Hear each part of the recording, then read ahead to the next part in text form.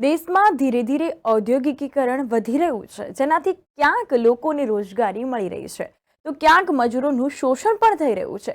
વર્તમાન સમયમાં મોટાભાગની કંપનીઓ કોન્ટ્રાક્ટ સિસ્ટમથી જ મજૂરોને કામ પર રાખે છે, જેના કારણે ખૂબ નજીવા પગારથી કામદારો કામ કરવા માટે મજબૂર બનતા હોય છે। મજૂરોના મહેનતાણામાંથી અમુક રકમ તો કોન્ટ્રાક્ટરો જ હડપી જતા હોય છે। ઘણી કંપનીઓમાં પગાર સમયસર નથી થતો હોતો, ત્યારે આવી જ એક ઘટના વલસાડ જિલ્લાના ઉમરગામમાં સામે આવી છે। ઉમરગામના સરીગામની એસજે ઇન્ટરનેશનલ કામદારોએ કંપની વિરુદ્ધ શ્રમ આયુક્ત કચેરીએ ફરિયાદ કરી છે।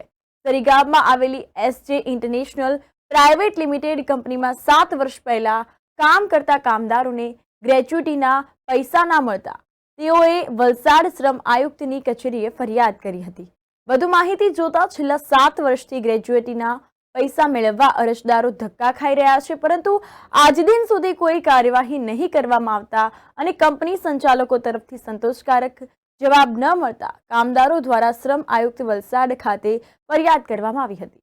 સરીગામ અને ઉમરગામ વિસ્તારની અનેક કંપનીઓમાં વિભાગીય સ્ટાફની ઘટ હોવાના લીધે અનેક ગેરરીતિઓના લીધે કામદારોનું શોષણ થવાની બુમરેંગ ઉઠવા પામી છે।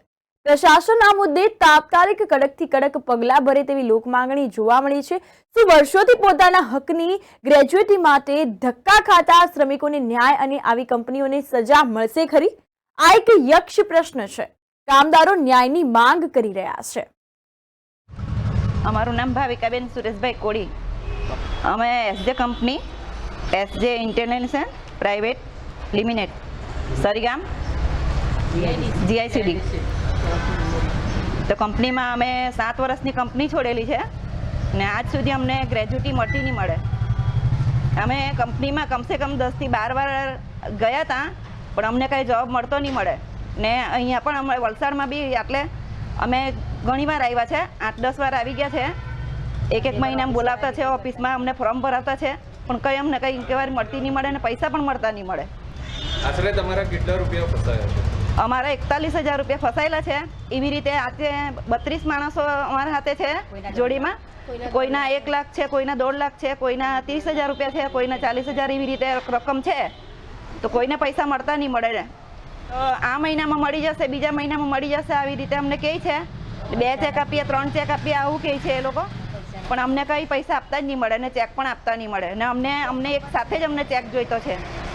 આ તો અમારી પાસે તો હમણાં હાલમાં તો 32 જણા અમે છે। આજે 7 વર્ષથી અમે એવી રીતે અમે ફસાયેલા છે, અમને પૈસા મળતા નહીં મળે ને અમારી આટલી મજબૂરી છે।